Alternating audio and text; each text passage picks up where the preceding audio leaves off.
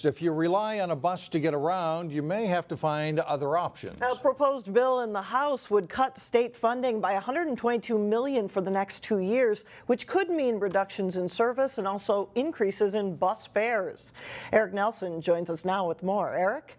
Yeah, Alex and Mike, if the House transportation bill becomes reality, it will impact people in the northwest suburbs who count on Metro Transit for trips to work, the grocery store, or the mall. The cuts would affect bus, light rail, and Metro mobility services. In a lot of ways, it feels like they're throwing the people who take the bus and LRT to work, under the bus. Transit officials say the proposed budget cuts that fund transportation could be crippling to people who rely on the bus or light rail. The legislature needs to hear how essential transit is for people. Again, 40% of the workforce in downtown Minneapolis and St. Paul arrive there on a bus or on train. The House transportation bill would reduce bus service by 40% in the Twin Cities. And according to Metro Transit, clog up a freeway system that is already at capacity.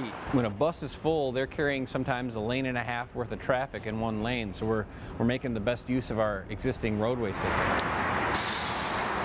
Meanwhile, in cities like Maple Grove, potential transit cuts are not expected to impact suburban bus routes. Best we can tell right now, there's no direct cuts to Maple Grove Transit or the other suburban transit programs, but we are monitoring it together as an association. Most of the funding for Maple Grove Transit comes from a motor vehicle sales tax, which will not be eliminated.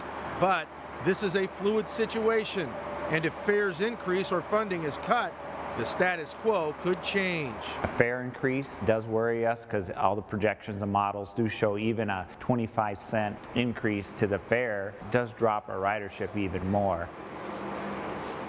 Now, Metro Transit also says that cutting back bus service will have a domino effect, and businesses will have less access to workers who rely on public transportation to get to their jobs.